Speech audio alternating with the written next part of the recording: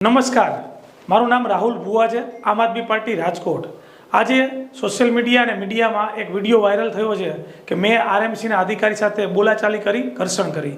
એ બાબતે હું આપ સૌને જણાવવા માંગુ છું કે આ વિડીયો સૌથી પહેલાં તો 31 તારીખનો છે અને 31 તારીખે રજાનો દિવસ હતો, મંગળવારનો દિવસ અને મહાવીર જયંતિની જાહેર રજા હતી।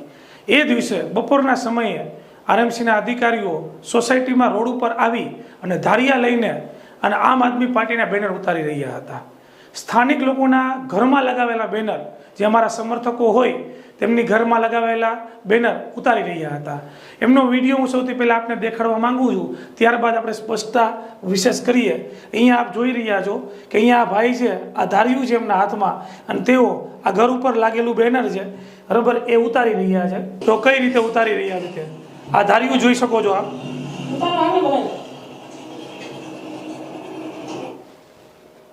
એમની હાથમાં ધારિયા છે અને ઘર ઉપર લગાવેલા બેનર તેઓ ઉતારી રહ્યા છે।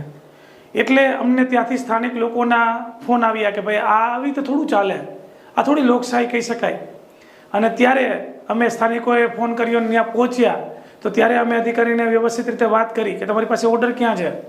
તો ત્યારે અધિકારીઓએ કોઈ પણ પ્રકારનો ઓર્ડર રજૂ ન કર્યો, અમને કોઈ પણ પ્રકારની માહિતી ન આપી અને માત્ર ને માત્ર આમ આદમી પાર્ટીના બેનર ઉતારી રહ્યા હતા તેઓ। એટલે એમને મેં સ્પષ્ટ કીધું કે ભાઈ આ તો દાદાગીરી કરી રહ્યા છો આપ, અને એ ઘરમાંથી બેનર ઉતારો, સોસાયટીમાંથી બેનર ઉતારો અને કોઈ પણ પ્રકારના ઓર્ડર વગર, એ તો યોગ્ય છે જ નહીં।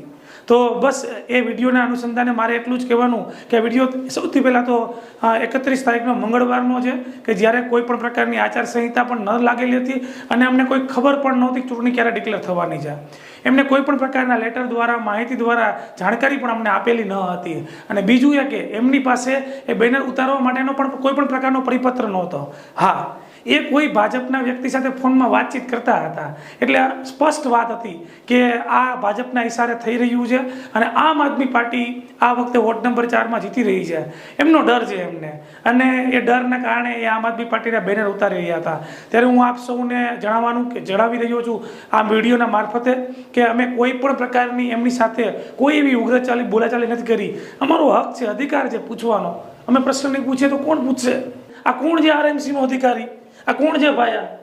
એની પાસે નથી પોતાનું કોઈ ડ્રેસ, નથી એની પાસે પોતાનું આઈ કાર્ડ, કોઈ પણ વસ્તુ નથી, અને ધારિયા લઈને સોસાયટીમાં આવી અને ગમે તેમ મન ફાવે તેમ ગમે એ કરે, એ તો યોગ્ય ન જ કહેવાય। એટલા માટે મેં અવાજ ઉપાડેલો હતો અને ફરીથી લોકોને પણ કહેવા માંગુ છું કે અમે અમારી રજૂઆત યોગ્ય રીતે કરી અને એને સમજાવવાનો પ્રયત્ન કર્યો। એને ધક્કો માર્યો એટલે કીધું કે ભાઈ અમે કોણ છીએ, એકવાર જોવો તો ખરા તમે કે ભાઈ કોના બેનર ઉતારો છો તમે, કેવી રીતે ઉતારો છો ઓર્ડર વગર।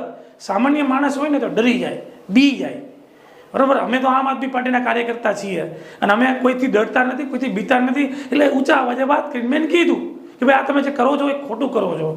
અને ત્યારબાદ એને ખબર પડી ગઈ હતી કે ભાઈ મેં ખોટા બેનર ઉતાર્યા હતા, એટલે એને જ કીધું કે ભાઈ ના લઈ લ્યો તમે બેનર। તો એ વિડીયોમાં એડિટિંગ કરી નાખ્યું છે, એ વિડીયોમાં કાપી નાખ્યું છે અને પછી એ કટ કરેલો વિડીયો આજે અમને મીડિયામાં આપ્યો છે, બરાબર। અને એ લોકો રેકોર્ડિંગ કરતા હતા, અમારી પાસે તો કોઈ રેકોર્ડિંગ પણ આનું નહોતું, બરાબર। એ લોકો કરતા હતા, એને કટ કરી, એડિટિંગ કરી અને આ પ્રકારની જાણકારી લોકો સુધી ગેરમાર્ગે લોકોને દોરાય એટલા માટે એનો પ્રયત્ન કરેલો છે। કોને હું વિનંતી કરું છું, આ લોકોની દાદાગીરી સોસાયટીમાં આવી ગઈ છે, આ લોકોની દાદાગીરી ઘર સુધી પહોંચી ગઈ છે।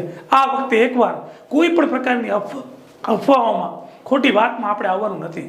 આ વખતે નક્કી રાખજો, આ વખતે તમારા દીકરાને એક વખત સમર્થન આપજો, આ વખતે આમ આદમી પાર્ટીને સપોર્ટ કરજો અને આ વખતે વોર્ડ નંબર 4માં સમગ્ર રાજકોટમાં આમ આદમી પાર્ટી જીતે એવો આપ સૌ કોઈ પ્રયત્ન કરજો।